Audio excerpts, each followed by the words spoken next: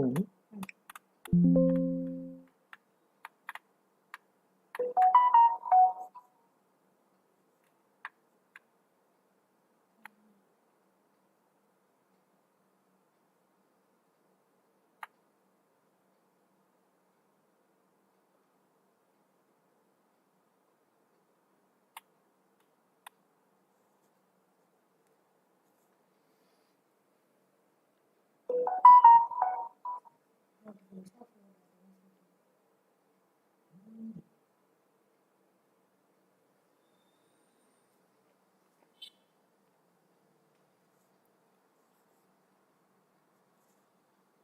Hello, am I audible? I hope we are ready for the class.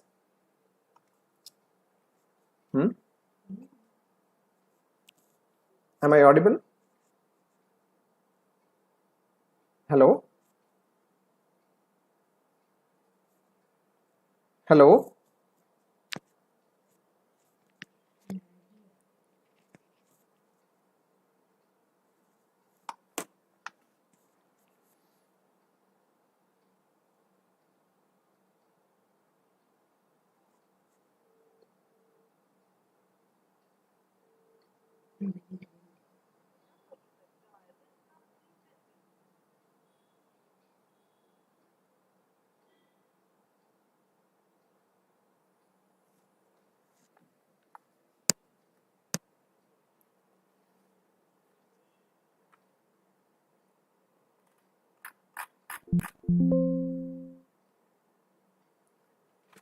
Hello.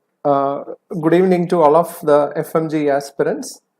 It's so nice to be with you, and I really expect we are going to have some good number of questions. Yeah. I'm audible. I was just cross-checking whether you are audible. I'm audible, and you can really get into me. So I'll be really happy. I'll be really happy that you get most of the questions from the today's discussion. Now, in this session, what I've done is I've just tried to recollect some previous questions that has been repeatedly asked and which are very important for FMG examinations. Okay, and I'm really thankful to DocTutorials to provide you this opportunity free of cost to share this knowledge, and we will learn together. And this 50 slides, we will have at least some 100 to 150 questions discussed, of which I expect at least 4 to 5 questions you will get from the discussion. Okay, we will keep it very simple, and any doubts you can just message me, or we will see how we can improve upon that. Okay, so with this idea, we will just see what is anesthesia all about. We know at least 4 to 5 questions you can expect from anesthesia, and these are very simple questions, and you will be able to answer. Now we will gradually see from pre-anesthetic checkup what are the drugs to modify, what are the instruments which we use, and few important points. Okay, the first one, coming to pre-anesthetic checkup, which is really important to us. In pre-anesthetic checkup, what do you do really? Suppose somebody come for anesthesia, you ask to find out whether this patient is eligible for a safe anesthesia. Why eligible for safe anesthesia? Because many things can be modified, many drugs has to be stopped, some drugs has to be restarted before you subject this patient for anesthesia and surgery. This is for patient's own benefits. That is why you get a good number of questions. Now, I am trying to summarize few questions that has been asked, and that will help you to solve the MCQs. Now, the most commonly asked and favorite question of the examiner is aspirin. Now, if you are talking about the antiplatelets, clopidogrel, you know, it is to be stopped 7 days prior to surgery. It has to be stopped 7 days prior to surgery because it provides excessive bleeding when somebody is operating. Now, there was quite a lot of discussion about aspirin. As some time before, it was like that you need to really stop, then people said that you can actually continue and now it is partially continuing. So earlier we said stop, now it is out, and then it came, you continue low dose aspirin provided it is low dose. But recently there has been a change, and they say all aspirin has to be stopped 3 days prior to surgery. 3 days prior to surgery you need to stop them. Now there are some exceptions. The exceptions being, if the patient is on stent, if there is a stent in your coronaries, your blood need to be little thinned, or it should not make it thick. So you need blood thinning agents to continue, because stented patients are really in risk of getting myocardial ischemia. Okay, so that is why stented patients you can continue aspirin.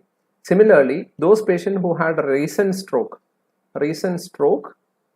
you need to continue, and those patients who had recent MI also, myocardial infarction also, you need to continue. Almost all other patients like major surgeries, you can actually stop aspirin 3 days prior to surgery. That is a current change which has happened. Clear? Now coming to steroids, they say you can actually had to give an additional dose, a morning dose of steroid. Suppose a patient was receiving 100 milligram steroid, you need to add one more dose in the morning, because you need, it is a stressful situation, you need to supplement steroid in certain individuals, in these individuals. So you don't have to stop steroid. That is essentially what is a take home message. That is a question. Now all herbal drugs, whatever be the preparations, you need to stop it 2 weeks prior to surgery. And suppose the patient is taking low molecular weight heparin, stop it 12 hours prior to surgery. And Viagra has to be stopped 4 days. Of late, people are using more such agents. That is why it has gradually come into our discussion as well. Okay, so low molecular weight heparin to be stopped 12 hours prior to surgery. It is very simple to think, like the patient receives the previous night heparin, and then leave the patient. Morning dose heparin, low molecular weight heparin is not given. Okay. Now, suppose the patient is smoking, it is best to stop 6 to 8 weeks prior to surgery. 6 to 8 weeks is the ideal time. Now, why ideal? Because it improves the mucociliary clearance. Mucociliary clearance is improved only when you stop it 8 weeks prior to surgery. Suppose we stop it 1 day prior to surgery, that is just 24 hours.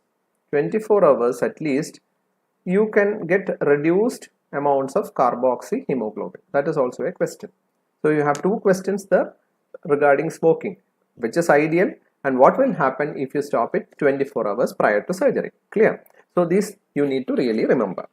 This is something about the pre-anesthetic checkup. Of course, there are a few other questions as well, which I know you will be remembering regarding antihypertensives. Antihypertensive. The general consensus is that all antihypertensive has to be continued, except two things. What are these two things? ARBs and ACE inhibitors. Angiotensin receptor blocker and ACE inhibitors. These has to be stopped. These two antihypertensive has to be stopped, or you need to skip this morning dose of ARB and ACEI before you take up the patient for anesthesia. Now, why is this? Because if you give these patients ARBs and ACI in the morning of surgery, they will go for intractable hypotension, which is difficult to control. That is why we say if these patients are on ARBs and ACI, stop them on the morning of surgery or skip the morning dose of this and then take up for surgery. So this is an important question which they usually ask for you. Clear? Now regarding pre-medication, there are a lot of pre-medications which we know, we used to remember it as 4 A's. Remember, antisylagogue, analgesics, anxiolytic agents, antiemetics, etc. But here for FMGE you get only one question. For FMGE you get a question on glycopyrrolate. Excuse me. Yeah.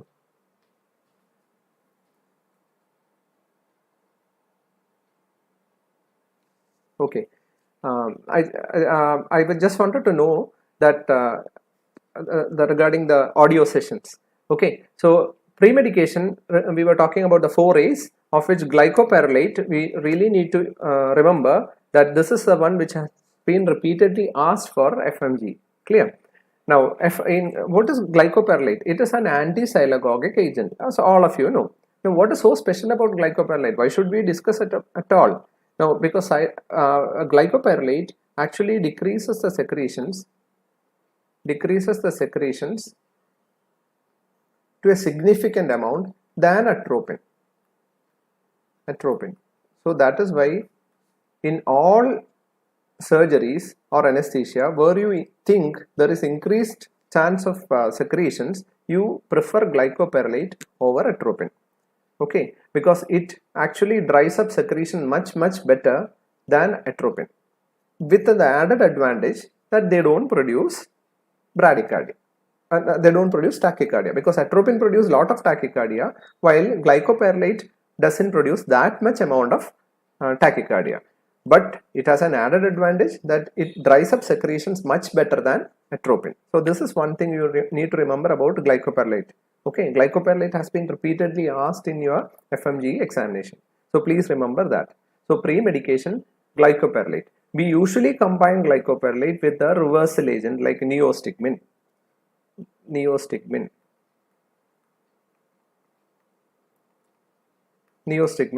Because they produce secretions, glycopyrrolate reduce secretions. Neostigmine has tendency to produce brady, glycopyrrolate prevent brady.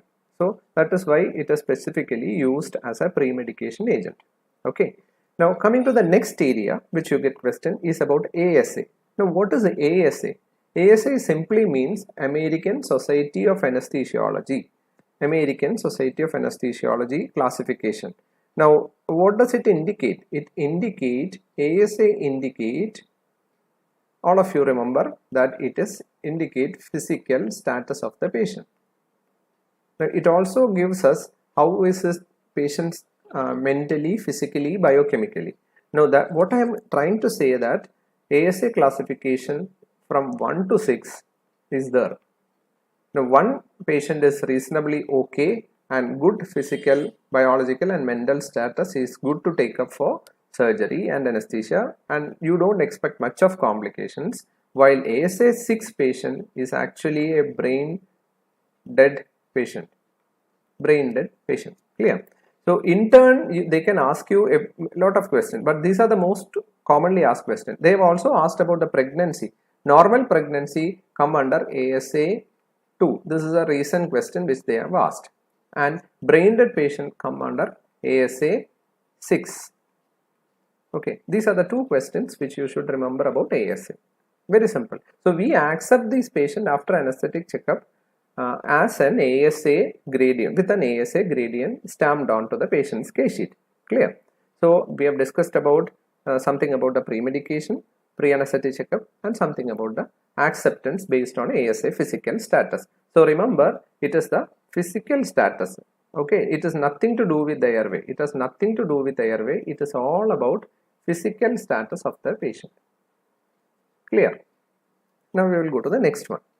Now, another important question which you will usually get is about the local anesthetics. Local anesthetics is a very simple topic. The most common question they ask is about where is their mechanism of action. They act from inside the cell. That is one question which you need to remember. They act from inside the cell. Okay. Number 2, they act primarily on active nerves. Active spelling 2i. Lignocaine. Caine is an example. Lignocaine. You have one eye here and another eye here. Another is bupivacaine. Similar to that, you have ropivacaine, prelocaine, etc. Okay, where you will have 2 eye attached to them. Now, the esters usually don't have 2 eyes. They usually have only single eye. The most common is cocaine, which is the oldest, or you can call it as the first local anesthetic. local anesthetic discovered? This is also very important. That has been asked. Now, it is by Carl Koller. You remember, Carl Koller is a person who actually used cocaine for the first time. He is an ophthalmology by profession, and cocaine has got two more MCQ associated with that regarding FMGE is concerned, that it is contraindicated in hypertensive patients. In hypertensive patients, you should not use that because it causes vasoconstriction. So a local anesthetic which causes vasoconstriction, your answer is cocaine. Clear? So, and one more question is, this is also a local anesthetic which has got a surface action. Surface action. Now, what does surface action means? Surface action means you apply local anesthetic on an intact skin. On an intact skin, it will act and make this area numb. Usually, you remember, most of our local anesthetic, how do you give them? You need to really inject using a needle into the skin to make a blub, or into the muscle to make that area numb. Okay, so this is injection of local anesthetic, but cocaine is a drug where you can actually leave them on the surface and has got a numbing nature of at the surface. Clear? So this is one point which you need to remember about cocaine. Another point is regarding subarachnoid block or spinal anesthesia.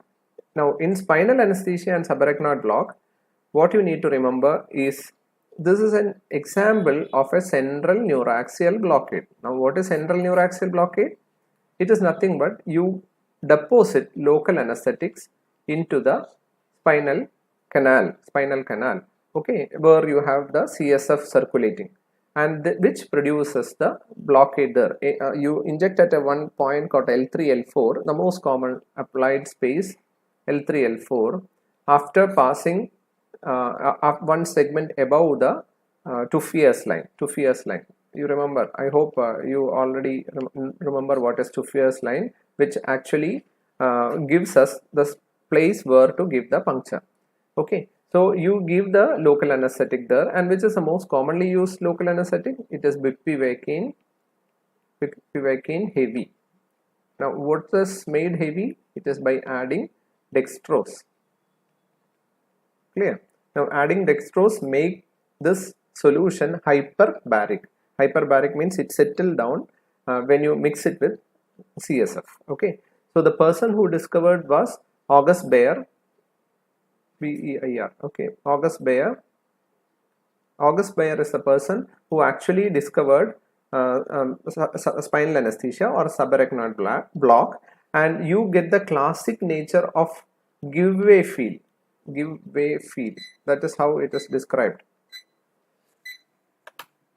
You get the classic nature of giveaway feel when your spinal needle punctures this ligamentum flavum. That is also a question. Now, what ligamentum flavum is made up of connective tissue, and it is also called the yellow ligament. When you go with the needle and give a puncture, it will suddenly, you will get a sudden giveaway feel. Okay, this is because of the giving away or the opening up of the ligamentum flavum using your spinal needle. This is called the giveaway feel got by spinal tap or your spinal puncture. Clear? So remember this. And what are the absolute contraindications for spinal anesthesia? One is patient refusal, that is also asked. One is patient refusal, or patient with coagulopathy, okay, or very severely raised ICP, and an infection at the site of puncture. There are two relative contraindications whenever you see a abnormal spine anatomy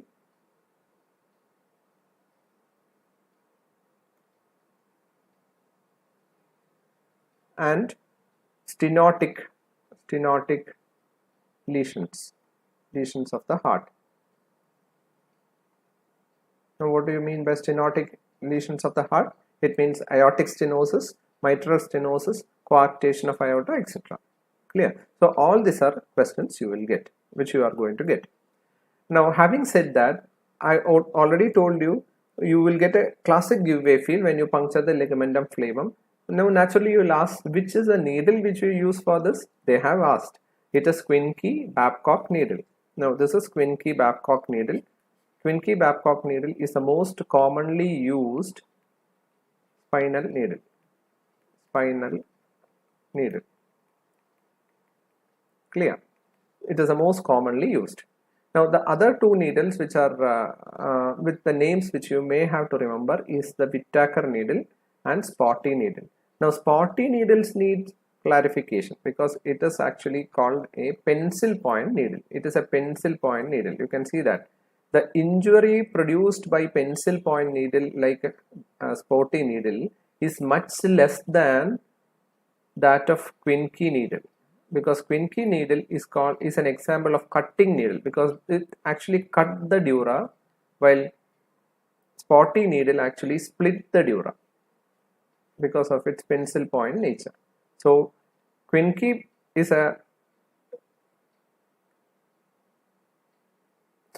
needle is a cutting needle, while spotty is a splitting needle. So the incidence of post-dural puncture headache is very much less with a splitting needle, because the moment you withdraw the needle from the dura or the ligamentum flavum, the dura just closes because it has split open, then it closes. While in cutting, it actually leaves behind a small space through which the CSF leak and can produce post-dural puncture headache. You know that post-dural puncture headache is the most common the reason for post-dural puncture headache is CSF leak. So we want the needle which is less traumatic, which leaves behind no scar or no hole when you do a lumbar puncture. That is why we prefer spotty needle over Quincke-Babcock needle. Okay, so I hope that will be useful to you. Now, which of the following structure is not punctured while performing epidural anesthesia? Now, I told you central neuraxial blockade, we already know, is of three types. One is caudal epidural, second is spinal anesthesia, and third one is epidural anesthesia. Now, the essential difference between these three, or spinal and other two method, is that here we open the dura or puncture the dura, while in epidural, it is epi means outside, dural means outside, and caudal is actually caudal epidural. It's a full name. So now you understand there are only two type of central neuraxial blockade. One is spinal and other is epidural. One is called caudal epidural and other is in general epidural. So the answer become very easy. So which of the following structure is not punctured while performing epidural? Epidural means outside the dura. The needle stops outside the dura. So dura is not punctured. The other supraspinatus, the interspinatus, the ligamentum flavum are all punctured in epidural anesthesia. Clear? Once we learned about the Quincke-Babcock needle and spotty needle, you should be also knowing about epidural needle. If Quincke-Babcock and spotty was a needle used in spinal anesthesia, TwoHe needle is the one which we use for epidural anesthesia. This is a classical example of TwoHe needle. Now, how do we identify TwoHe needle? Is you can see there are gradations here, black and white gradations. This is white, this is black. That is seen in epidural needle. Second thing is it has got a curved tip. These two features are not there in spinal needle. Spinal needle doesn't have all these features, because spinal needle have no gradations and no curved tip. Okay, while epidural needle has this. This is a classic epidural needle, and the most commonly used epidural needle is called TwoHe needle. TwoHe needle. Okay, this has been asked before. Okay, now coming to the next important step, this was asked once. They asked you to identify what is this procedure that is being performed. Okay, which is this procedure which is being performed. Now it is very easy. It is intubation, isn't it? You can see scope on the one hand of the patient and the endotracheal tube on the right hand, and you can see the patient performing the intubation. So it is a very simple question. I know after during a COVID hours you will not be mistaken for an intubation, because most of you would have performed or at least seen endotracheal intubations being performed, because it was so rampant during our COVID pandemic, isn't it? So it is very easy. There is no doubt about it. Now we'll see what is this. Now this was also asked, what is a Mallampati classification? Now Mallampati classification is nothing but it is the way of finding out how you are going to face the oral cavity during intubation, or what is the difficulty which you are going to have when you are trying to do a laryngoscopy and put an endotracheal tube. Clear? So Mallampati, Sheshagiri Rao Mallampati is called Sheshagiri Rao Mallampati. He actually, what he did? He found out. He asked the people to open the mouth his subjects and try to find out whether I can make some way by which I can anticipate a difficult intubation.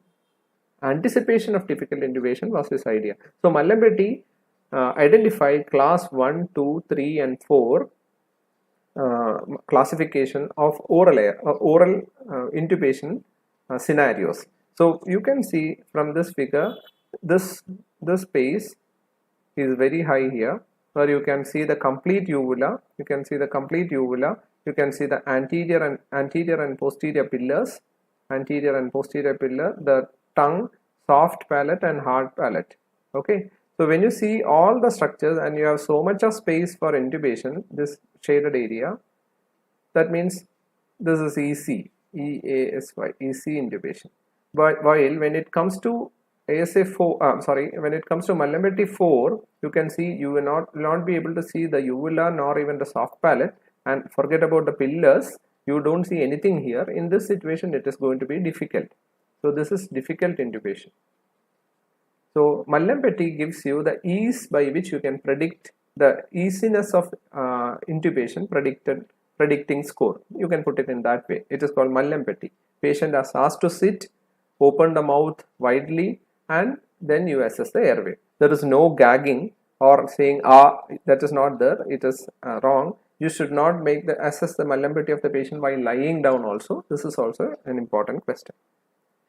Now regarding airway card, see this airway card test has been also asked as a spotter for you. Now it is easy to identify an airway card because you can see the laryngoscope, various kinds of laryngoscope. You can see different types of blades of the laryngoscope. In this situation, you can call it as airway card. Now, this is another figure of airway card where you can see the fiber optic bronchoscope, which was asked for you.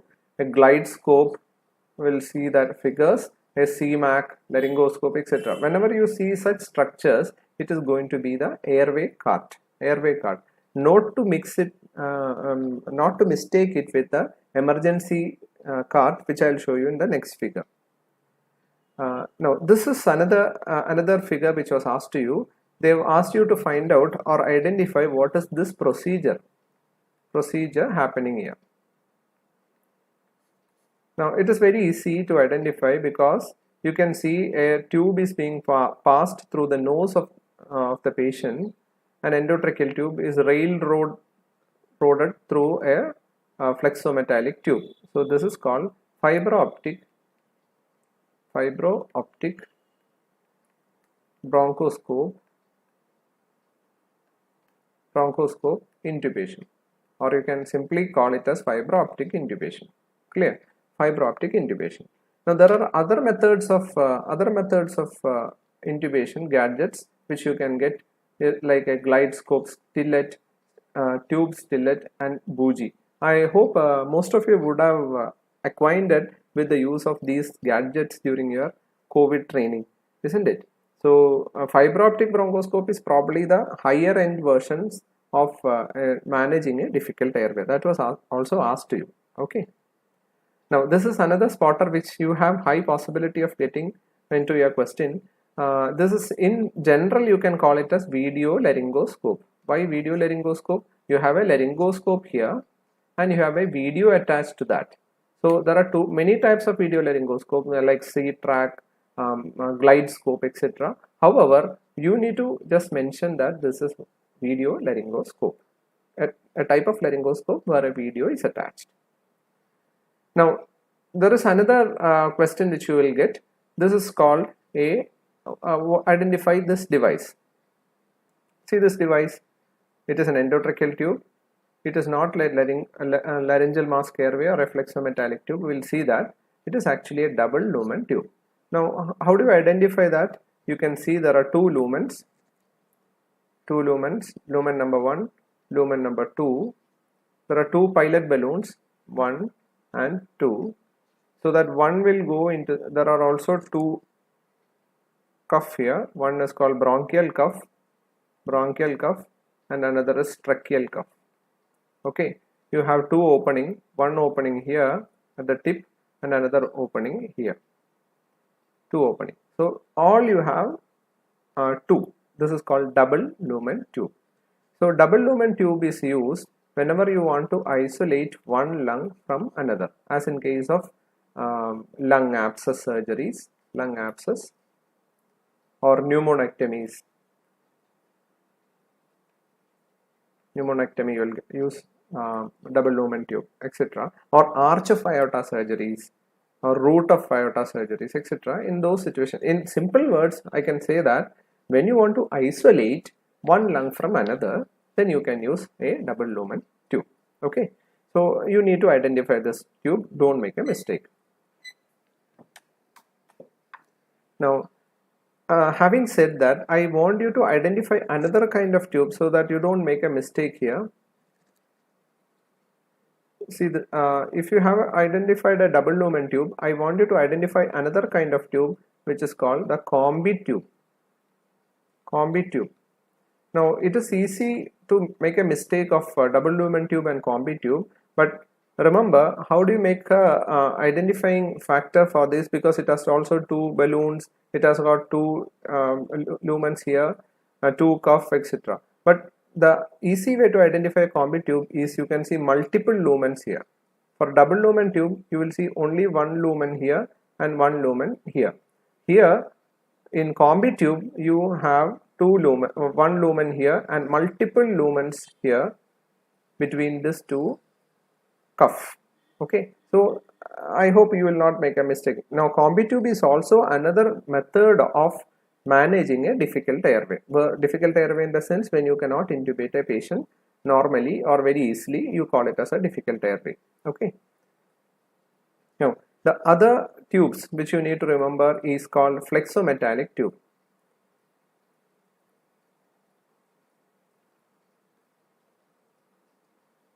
Flexometallic tube. This is actually used for neurosurgery or patient in prone position, or whenever you think the tube is having a tendency to kink, posterior fossa surgery for example. In all conditions where you anticipate a tubal kinking or bending of the tube, flexometallic tubes are the choice because they are otherwise called reinforced tube, so that even if you make a knot with the tube, it is not going to lose its lumen. Air can easily be conducted through that. Clear? So that is why flexometallic tube becomes important to you. Now another spotter for you is called the laryngeal mask airway. It is discovered by Archibrain in 1981. And this is actually a remarkable discovery. It is generally called as SAD, not SAD.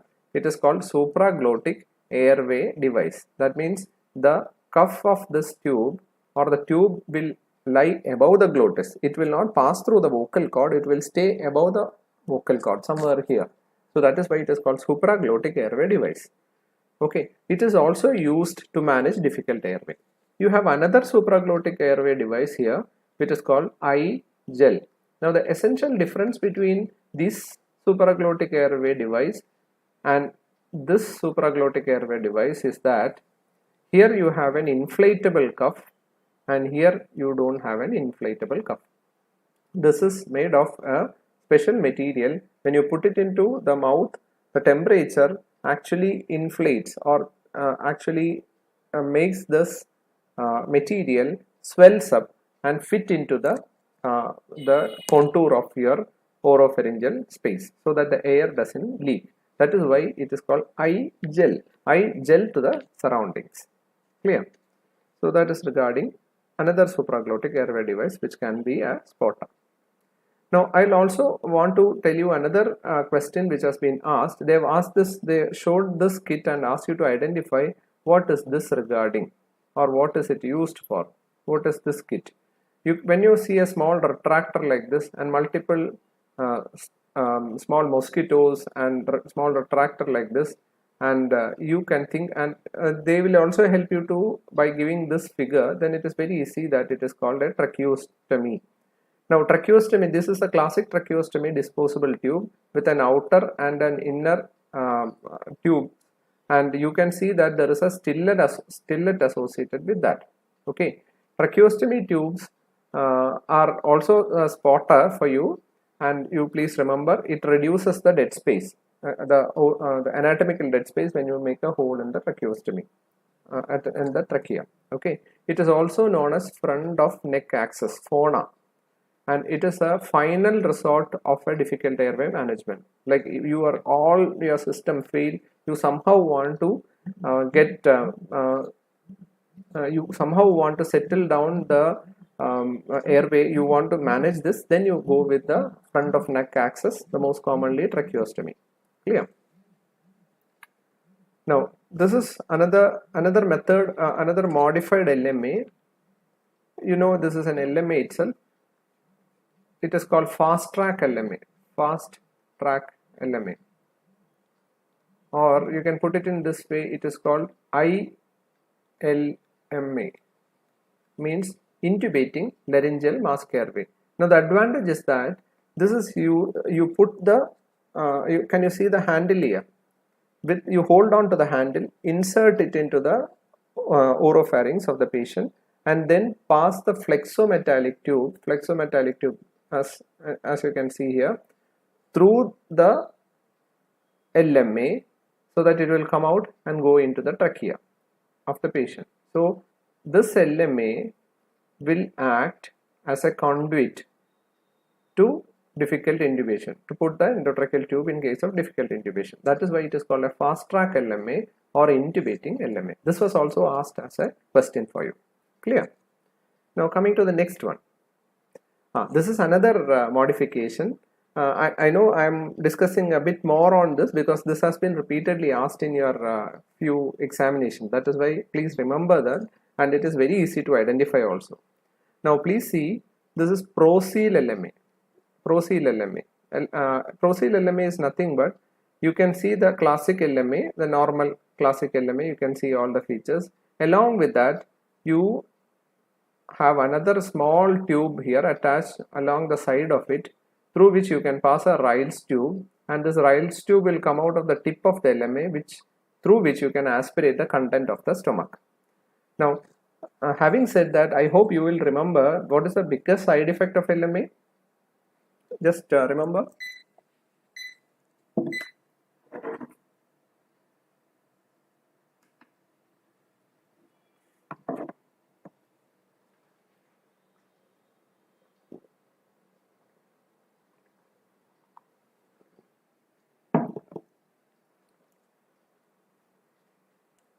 You remember the biggest side effect or the maximum problem when you use an LMA is that it doesn't prevent an aspiration. I told you it is a supraglottic device, so it doesn't prevent an aspiration.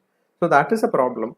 So researchers have found what is the other method you can sort out this issue. That is why they reached what is known as pro-seal LMA. That means you can make some amount of seal using this LMA even.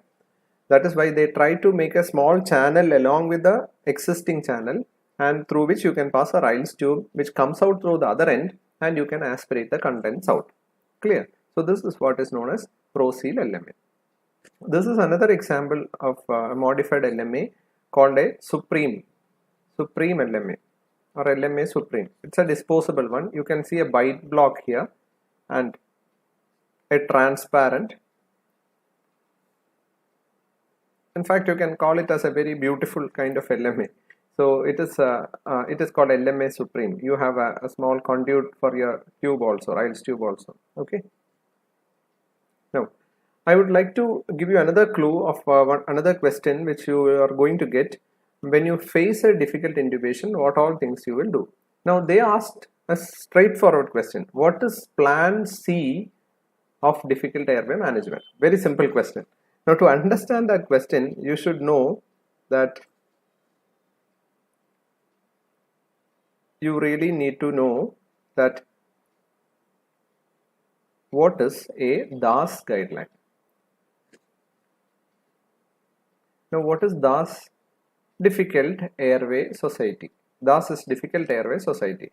So they usually provide a guideline which can be used for different situations like emergencies, unanticipated, anticipated difficult airway, etc. But for you, this is chart which is going to help you.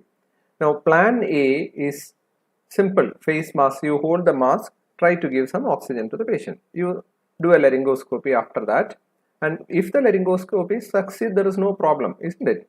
The patient, you can continue with the surgery. Suppose you do a laryngoscopy and you fail to intubate, or the tube has gone somewhere else, you will have to take out the tube and start mask ventilation again, and then you go to plan B. In plan B, you have to put a supraglottic airway device. The most commonly used is LMA in most of the discussions. You can actually put a supraglottic airway device and then start ventilating through the supraglottic airway device. That is plan B. So B is a supraglottic airway device. Now coming to phase C, plan C, which is a final attempt of face mask ventilation.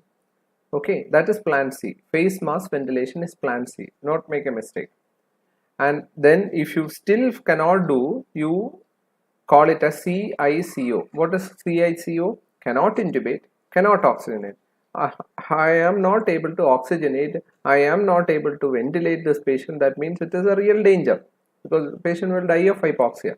In that situation, you will have to go with front of neck access. Here it is written as cricothyroidectomy. You can also do a thyroidectomy, but thyroidectomy take time. Cricothyroidectomy, you just have to stab and get to access, give some oxygen to the patient. So that is plan D. So they usually ask you about plan C, which is simple face mask ventilation. Clear? So this is DAS guidelines. Now, few pharmacology which we will see. Now, induction agents, you know, you can make the patient unconscious by giving some drugs called induction agents. In induction agents, few agents are repeatedly asked for your exams. These are there are two types of induction agent. One is called a volatile induction agent, other is called an IV induction agent.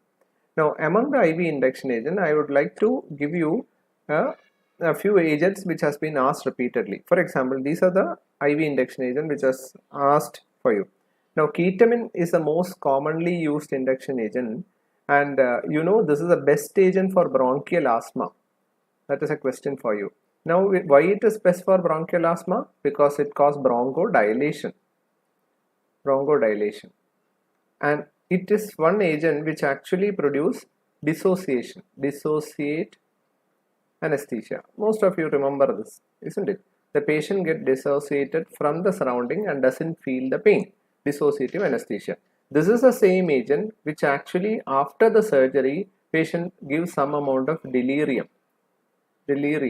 So that is why you call it as emergence delirium. After the surgery, some delirium start, you call it as emergence delirium, isn't it? So ketamine, these are the three MCQs which has been repeatedly asked with ketamine. Also remember, this is an agent which increases the blood pressure of the patient. Most of the induction agents reduces the blood pressure, but ketamine is an agent which actually increases the blood pressure. That's the difference. Clear? Now, next one which you need to remember is thiopentone.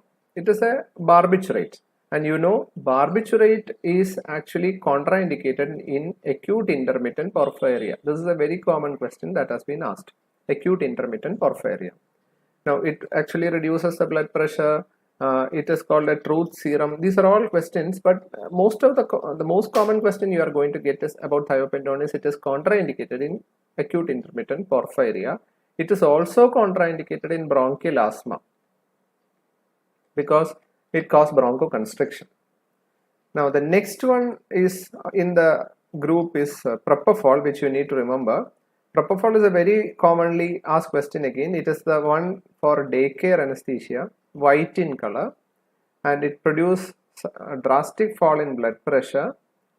Okay, and it is also used for ICU sedation. Clear? Now, another question is regarding the etomidate. What is so special about etomidate? Etomidate is one induction agent which cause EEG activity. EEG activity.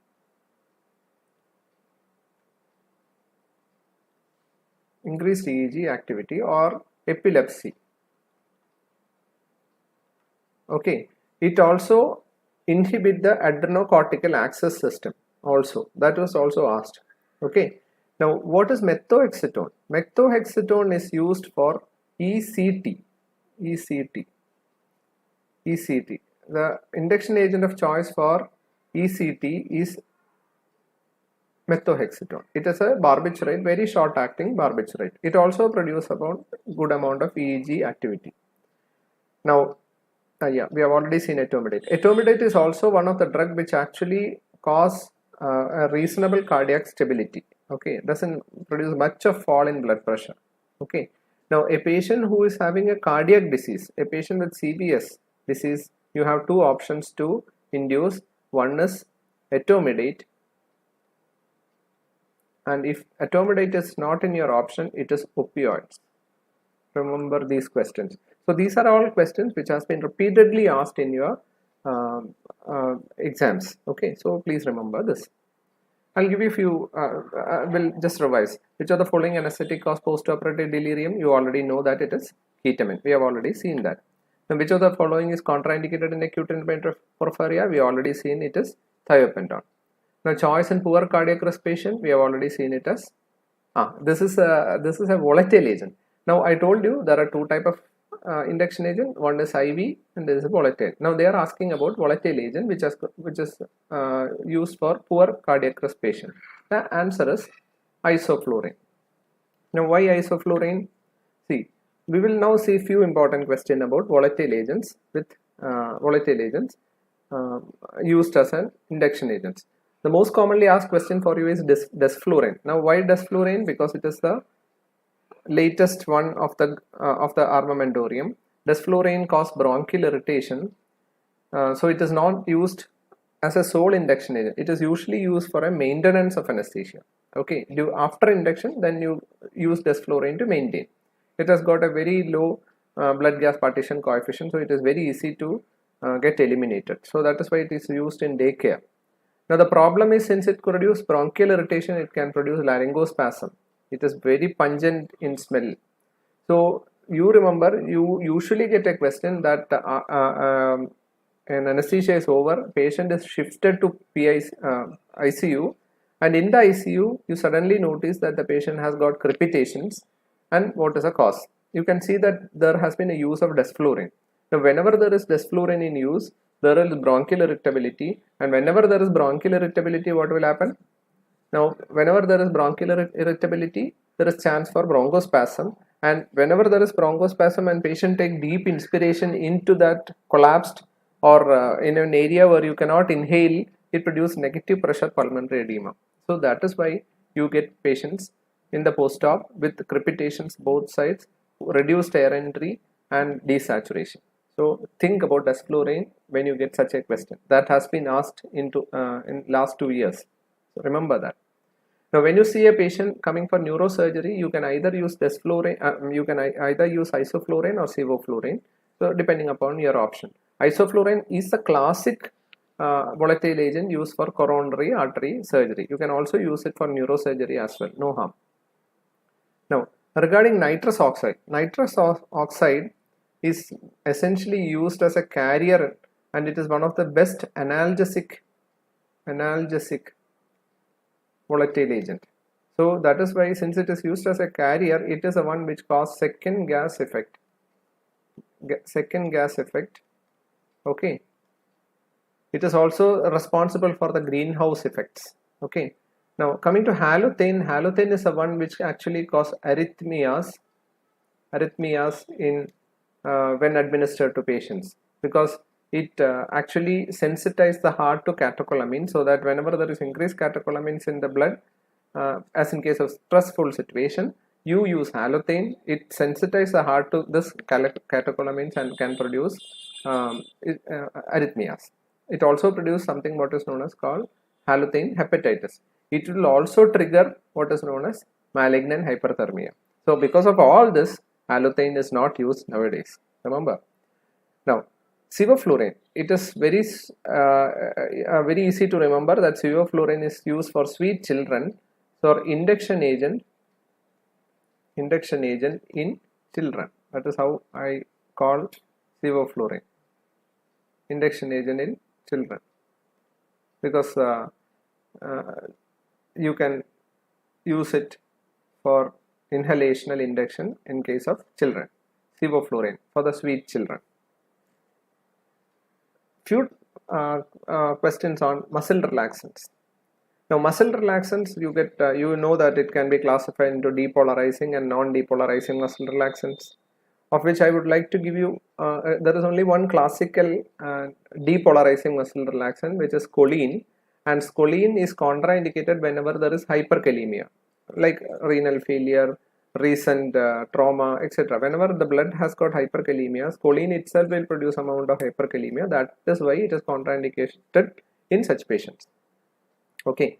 Now, choline is also one drug which also increase the pressures of the body. Okay. Coming to the next one is rocuronium. In rocuronium, what we need to remember is it is one of the fastest acting non-depolarizing muscle relaxants. Okay.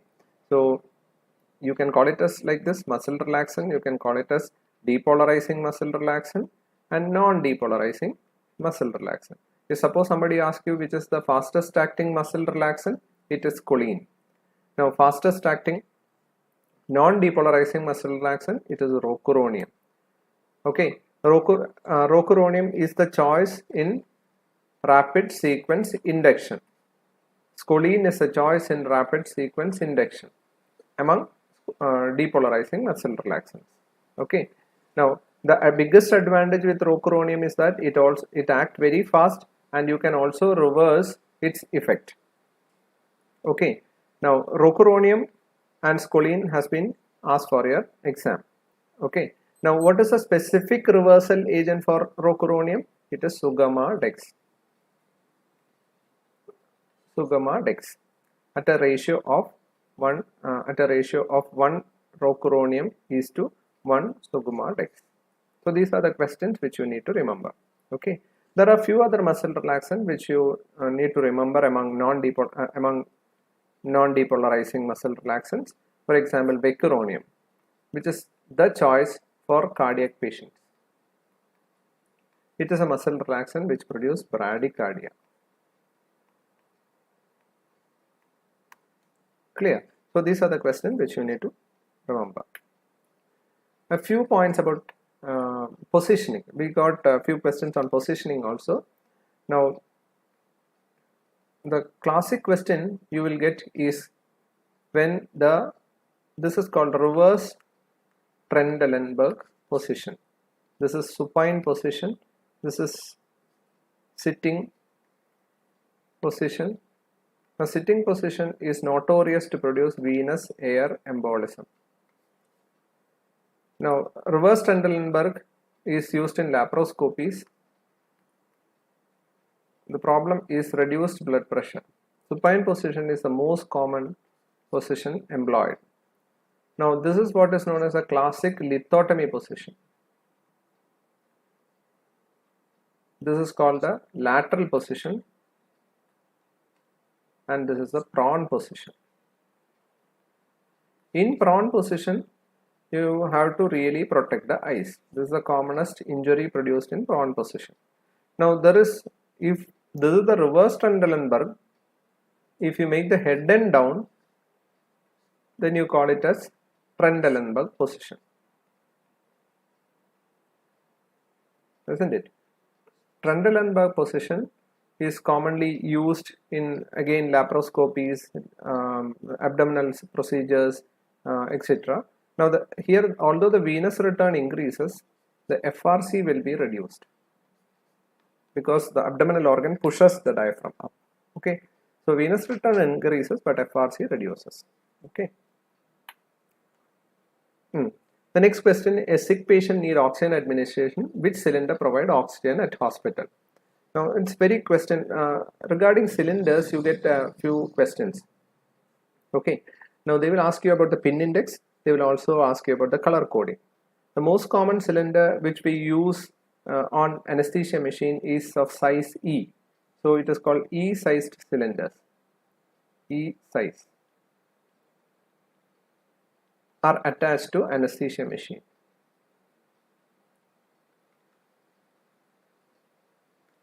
Okay, now this question introduces you to this cylinder colors.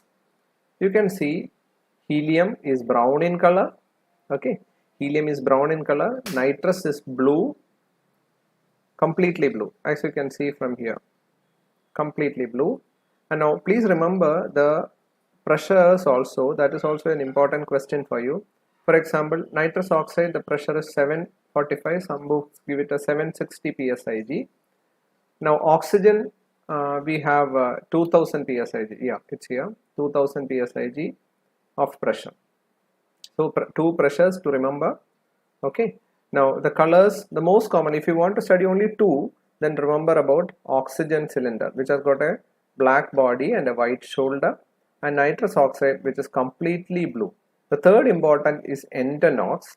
In Entanox is you have a blue body and blue and white quarter of shoulder, like this. This is an Entanox cylinder. This is an Entanox cylinder. Entanox. This is a nitrous cylinder, and this is an oxygen cylinder. You have black body and white shoulder.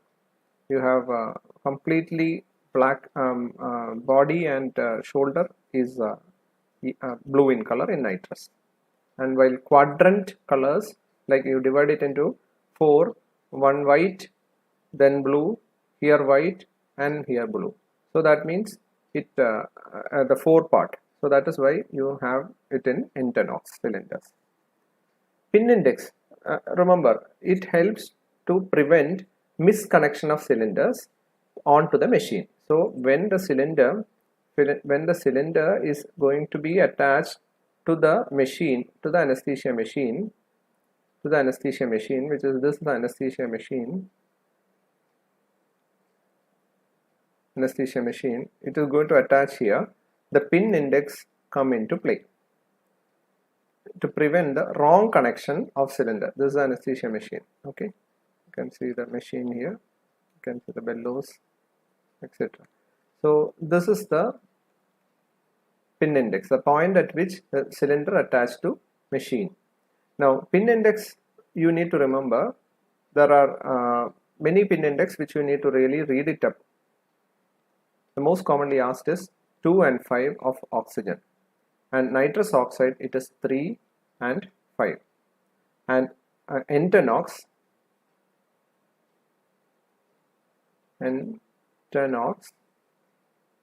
is 7. These are the three pin index which you really need to remember.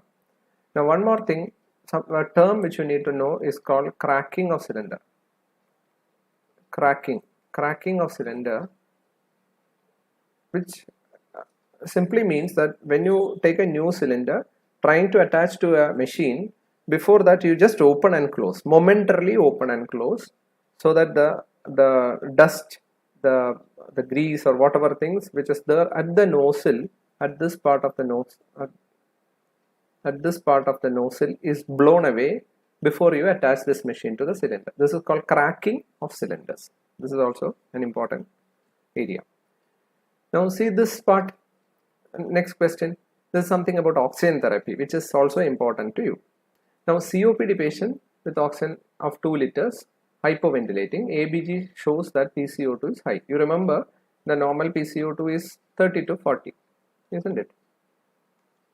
And you also know that in COPD patient this is going to be a bit high, which is normal. They will be having a higher PCO2. So what is the next step? That the patient is hypoventilating. Patient is hypoventilating with a higher PCO2. There can be problem, like when the patient hypoventilate, oxygen will come down, and the patient can also develop hypercarbia. So what are the situation? What are the options left over? Invasive ventilation. Yes, you can do an invasive ventilation after intubation, but before that, is there any other way? That's the next thing which you are going to see. So decrease FiO2. See, already it is only 2 liters per minute, which is probably the least oxygen supplemented to any patient. So 2 liters per minute cannot be reduced further because patient may suffer hypoxia. Patient may suffer hypoxia. Now increasing FiO2, that is dangerous. You know, most of these patients survive by hypoxic drive. You increase the FiO2 to 4 or 16, and then the hypoxic drive is gone, patient will stop breathing. So that is definitely not the answer. Now what is left behind is only invasive ventilation and BiPAP. BiPAP is nothing but providing a pressure support to the patient at two levels, when during inspiration and during expiration and inspiration.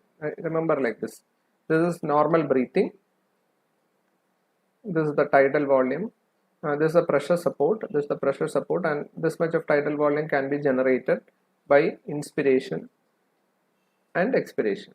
Now when you give BiPAP, that means bi-level positive airway pressure, BiPAP, you can see that the levels, initially it was operating here, it has gone up here, and you can see that this much level has come. So when you applied BiPAP, what has happened? Your tidal volume has increased, the inspiratory tidal volume has increased, and you can also maintain if you can reduce the expiratory pressure, you can let out the carbon dioxide also. So BiPAP is probably the best option in all such cases before you go into an invasive ventilation. Invasive ventilation is the last resort, because for invasive ventilation you need to really sedate the patient or paralyze the patient. So any patient, always think in terms of, let it be obstructive sleep apnea, let it be COPD. In all this patient, think about BiPAP before going in for an invasive ventilation. Now, few points about oxygen delivery device is also important to you. See, oxygen delivery device, most of you are very popular. I know most of you would have used and seen this before. Now you can see small cannulas which you put it into patient's nose, and you give 2 to 4 liters per minute of oxygen. This is called nasal cannula. You can give a maximum of 44% of oxygen. Okay, that is important. Then you will see an oxygen mask. Oxygen mask is something which you already know, which you would have seen. Most of you would have used also. A small opening here, a small opening here. You can actually provide oxygen through this, and a hairband kind of thing which is attached here, which you will put through that. So during COVID, it was widely used, isn't it? So this will enter a layer from outside when you give good amount of oxygen through the space. So this is called a oxygen mask. So it will give you a maximum of 60% of oxygen. Then comes a oxygen mask with reservoir. What does it mean? It means you add up a reservoir here to this oxygen mask. This will provide a peak inflow when you take the next inspiration. The advantage is that you can see there is an increase in FiO2. 80% fraction of inspired oxygen can be provided. You can see without a reservoir it was only 60, with the reservoir it has gone up to 80. There are some books which even say that you can give up to 100%, close to 100% of FiO2 using a oxygen mask with reservoir with 2 valve so one-way valves. Okay. Now finally comes the Venturi mask. Venturi mask gives you a peak inspiratory FiO2 as 60%. Venturi mask is color coded.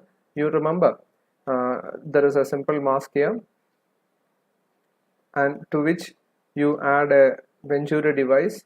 Venturi device is nothing but a small nozzle, gives a high flow of oxygen, so there is entrailment of air from outside, which is called the Venturi effect. So Venturi mask provide you a maximum FiO2 of 60%. That is also a question. So remember these. This can be asked as a question to you. Now this is something which you have already seen, and the COVID as it made it very popular. It has saved a lot of people from intubation. It is called high flow nasal oxygen. HFNO machine, high flow nasal oxygen. What is speciality? It provides you high flow, very high flows of oxygen, like you can provide even 70 liters per minute, which is almost equivalent to a ventilator. Second, it actually hydrated oxygen can be administered. And third, it provides a very good amount of FiO2. Increased amount of FiO2 can be provided with this machine, like say example 96%. So when you see such a machine, remember it as HFNO, high flow nasal oxygen. Now what is the type of anesthesia required for dental surgery? That is an old question for you. All kind of anesthesia need to be provided, can be provided for a patient for dental extraction. Like for example, if this is your dental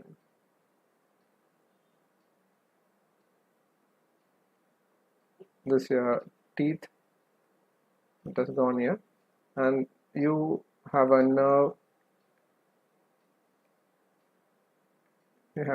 coming here, inferior alveolar, it comes here and gives a branch here. So you can provide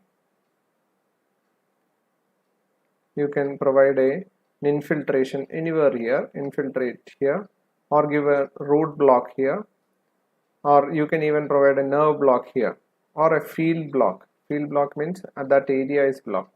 So all kind of block can be provided in dental surgery. Field block, nerve block, infiltration, all can be provided. Now patient leading to massive blood loss resulted in hypotension. Okay, patient required rapid fluid infusion. Which of the following is most preferred intravenous cannula? So whenever you want a hypotension to be corrected, what is your intention? To provide maximum amount of volume at a small time. So you need a larger gauge cannulas. So simply they are asking which is the biggest gauge cannula depending upon the color. So for that I will give you a code. In this code you can see that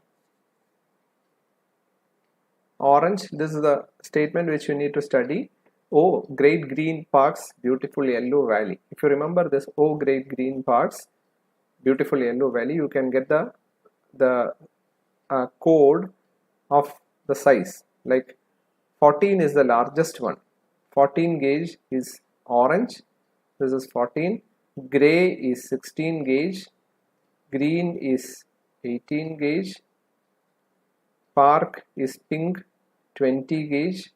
Beautiful is blue, which is 22 gauge.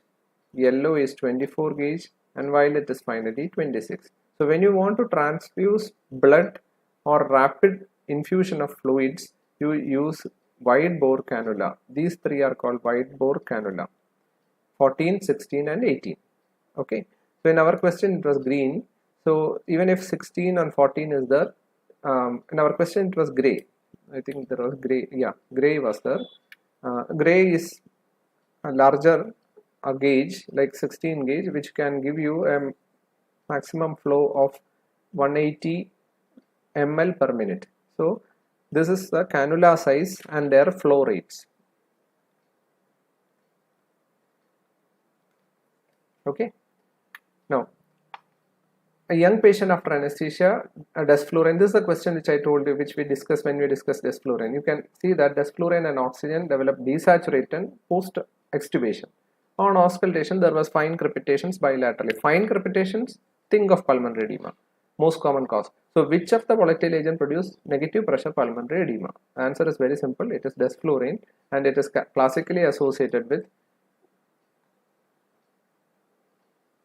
negative pressure pulmonary edema. When you see desflurane, think of negative pressure pulmonary edema in the post-op, and when you see fine crepitations, it says again pulmonary edema. Okay, pneumothorax, there will not be air entry at all.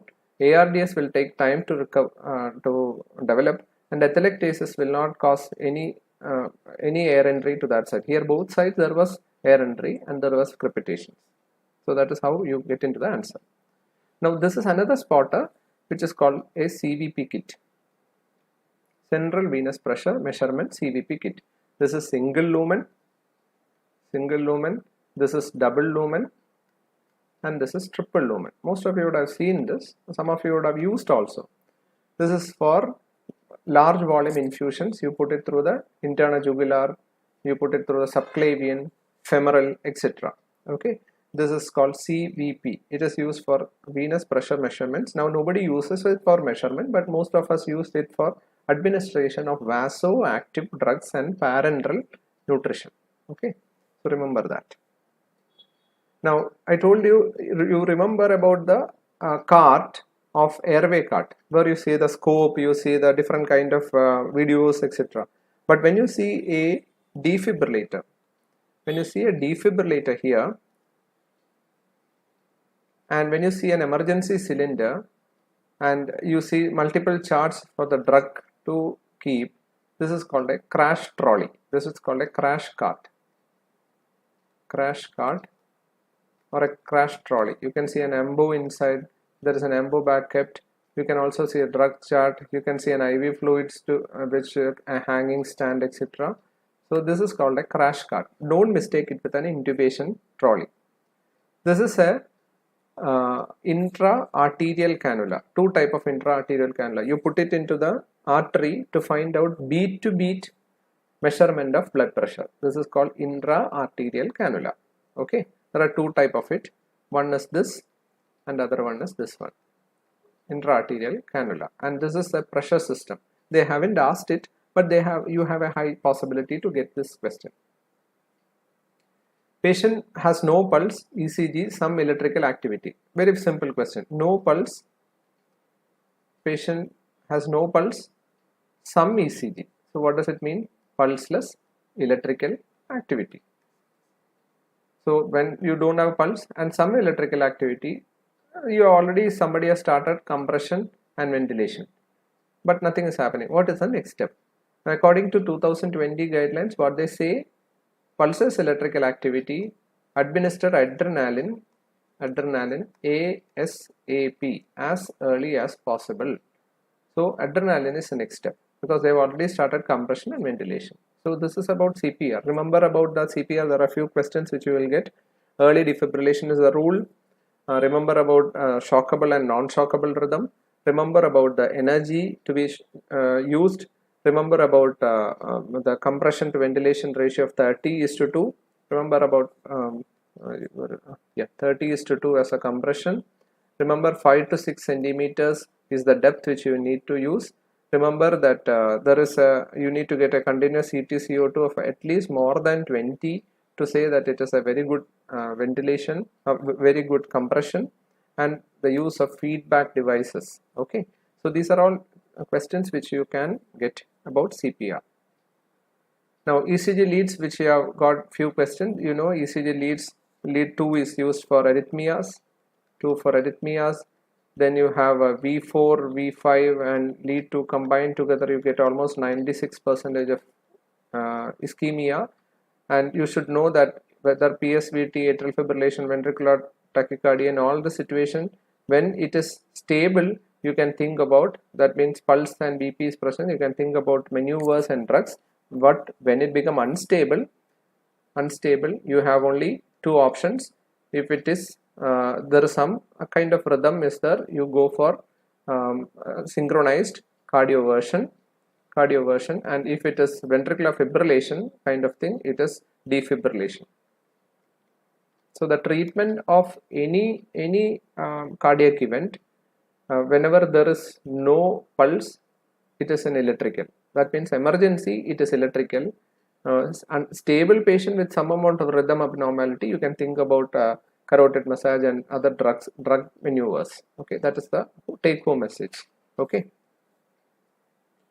Now, patient with moderate severe cardiac disease with fibroma, which of the following should not be done? Should not be done. Patient has got a cardiac disease. This is the question, not to be done question. So, patient has moderate to severe cardiac disease. Okay, subtotal hysterectomy you can do, you need to do. Total hysterectomy, okay, fine. Vaginal hysterectomy you do, whether it is abdomen, vaginal, partial, etc. But don't do laparoscopy for patient with a severe cardiac disease. You are increasing the intra-abdominal pressure so that the venous return will also come down. There is an increased pressure here, and which can cause some amount of cardiac issues. So try to do it in regional method without much of hemodynamic abnormalities. So laparoscopy is contraindicated in this with severe cardiac disease with fibroma. Then come to this question has been asked because has been taken because it has been asked in your previous exams.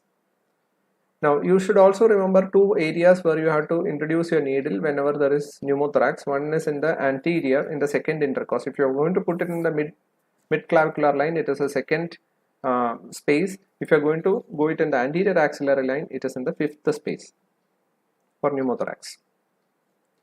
EtCO2 is another area where you will get question. EtCO2 is nothing but the carbon dioxide coming out is recorded using a machine which produces what is known as end-tidal carbon dioxide. End-tidal carbon dioxide can be plotted on a graph and it will give you something value like this. It has got 4 phases, but for your exam they haven't asked about the phases.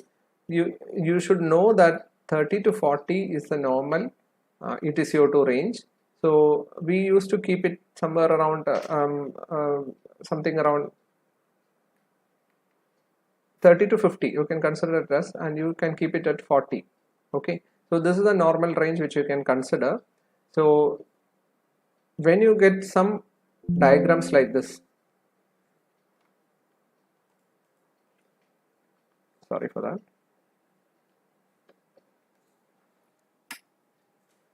So when you get a question like this, please remember there are attached questions which can be asked. For example, a patient who has been intubated and you get an EtCO2 graph something like this. Initially it was there, then it has gone, which means that it has come out. The tube is outside because there is only some EtCO2 that has come, which is from the stomach, but then it has disconnected. Similarly, if you get a patient who has got a EtCO2 graph like this, this is called curare cleft, which means that the patient is taking breath in between. That is why you get negative deflections which say that you need to supplement muscle relaxants to this patient. This is the second question that was asked to you. Now there is another question which is asked to you is regarding a shark fin appearance. Shark fin appearance on EtCO2 indicates that the patient is having COPD or severe bronchoconstriction. COPD is the most commonly asked question. Okay, so this is about the EtCO2. Now you get also one more question. I've seen an older question paper where they have written like this: EtCO2 suddenly increasing trend of EtCO2 means patient is producing more and more carbon dioxide, which usually happens in a hypermetabolic state, as in case of malignant hyperthermia, neuroleptic malignant syndrome, thyrotoxicosis, etc. Okay, now contrary to this, suppose the EtCO2 suddenly disappears, that means the patient has got cardiac arrest or the tube has been disconnected. That is also a possibility. Clear? So these are the few questions that is asked from EtCO2 for you. Now there are a few more questions about breathing circuits. Breathing circuit, the most commonly asked question is about the Bain circuit. Bain circuit is nothing but it is called a universal circuit because it's the best circuit for control ventilation. That means the patient is paralyzed and you are ventilating. The best circuit for control ventilation is Bain circuit. Okay, it is called Mapleson D. 2 to 3 times of minute ventilation is needed as the oxygen flow. Okay. Now, which is the best circuit for spontaneous ventilation? That means the patient is breathing spontaneously. It is Magill circuit. Magill circuit. Magill's is best for spontaneous ventilation, and here you call it as Mapleson A. Mapleson A is the name for the breathing circuit which is used for spontaneous ventilation. Now, the third circuit which you need to remember is about the pediatric circuit. Pediatric circuit. In pediatric circuit, it is called Jackson-Rees circuit. Jackson-Rees circuit is the one which you use for spontaneous ventilation as well controlled ventilation in pediatrics. The advantage is that they don't have valves, because valves increase the resistance of any breathing circuit, and that is why we don't use valves in pediatric circuit called Jackson-Rees circuit. Clear? So that is about the breathing circuit. Now, malignant hyperthermia. In malignant hyperthermia has been repeatedly asked for you. Now, what triggers malignant hyperthermia? The most common question is halothane. Halothane and scoline. Any volatile agent can trigger. The most commonly asked question is halothane and scoline. Now, what happens is, as soon as you give this, there is masseter spasm, which result in intense muscular contractions, increased metabolic activity, rise in EtCO2, and this is because of the abnormal calcium release due to the ryanodine receptor abnormality which is happening. So, ryanodine receptor is the primary problem, and calcium is the ion involved. Calcium is released from the endoplasmic reticulum, sarcoplasmic reticulum, and which actually cause more and more muscle contractions in a violent fashion, increasing the metabolic rate. Later, this patient develop arrhythmias, metabolic acidosis, renal failure, and myoglobinuria, etc. Now, whatever it is, the treatment is dandrolene sodium. I hope you remember that. Okay. So, malignant hyperthermia is also an important question which you need to remember. Hagen-Poiseuille equation. 5 PR raised to 4 by 8 eta L. Now, I just want to give you this equation for a simple reason, that to find out the relation between the radius and the resistance. Now, the resistance and radius is 4th power. If the radius reduces by 1 time, the resistance increases by 16 times.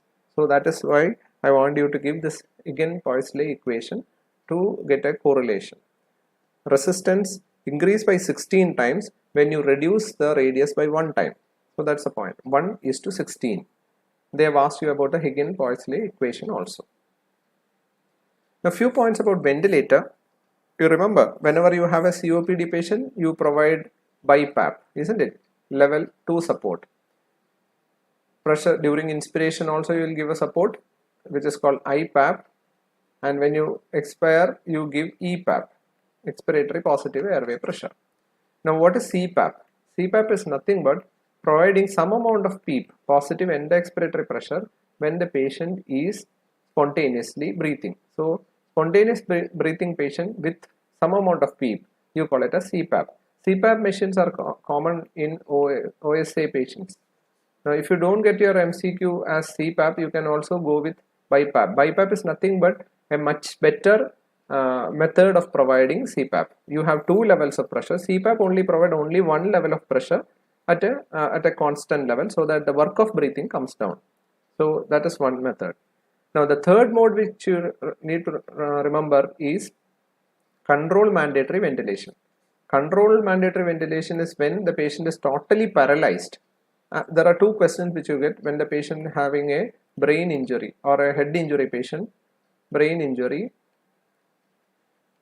or a head injury patient, the mode of ventilation to start is controlled mandatory ventilation. You take away the whole ventilation from the patient by paralyzing the patient or sedating the patient, and you breathe for the patient. This is called controlled mandatory. All breath you are giving is mandatory, that because it is set by the ventilator. Controlled mandatory ventilation. The reverse is spontaneous ventilation. Patient is spontaneously breathing. Controlled ventilation is controlled by the machine, so all breaths are mandatory. So CMV is the beginning of a ventilation and spontaneous ventilation is the other spectrum. If CMV is the first ventilatory module, here you have SIMV, spontaneous ventilation. That means the patient is worse, you put into CMV, as in case of head injury. When the patient improve, the patient go for spontaneous ventilation.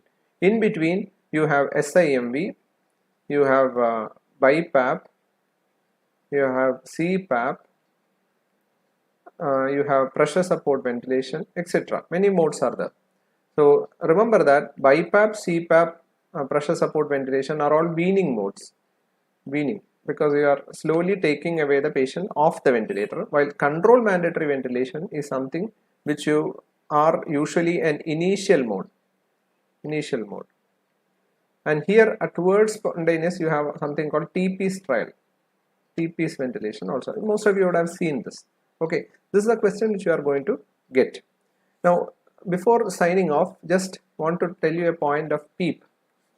PEEP is positive end expiratory pressure. What is the advantage of PEEP? It increases the tidal volume. It increases the minute ventilation of the patient. It also reduces the work of breathing. Okay. Now the problem with PEEP is that it increases the intrathoracic pressure, and since it reduces the intrathoracic pressure, it reduces the cardiac output, reduces the blood pressure, decreases the urine output. Okay. So this is the problem.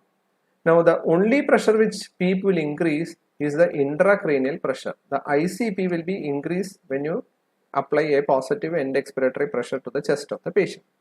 Clear?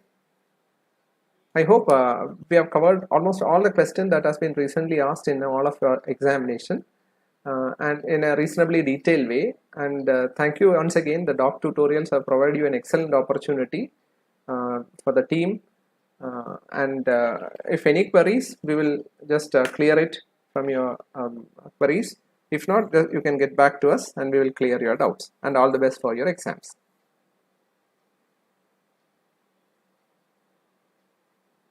Let me see whether you have got any queries on.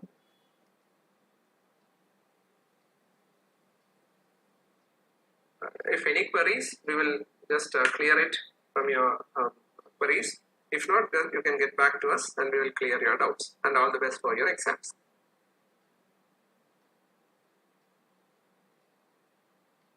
Let me see whether you have got any queries on.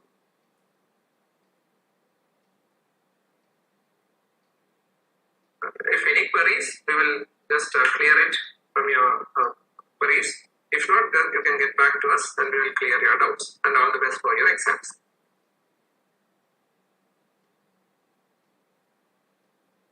Let me see whether you have got any queries on.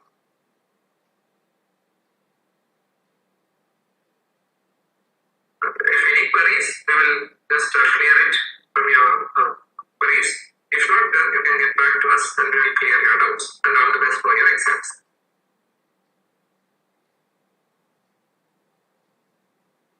Let me see whether you have got any queries on.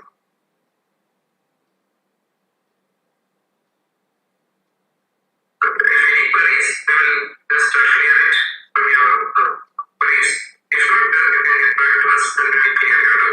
And all the best for your exams. Let me see whether you have got any queries on. If any queries, we will just clear it from your Yeah, there is.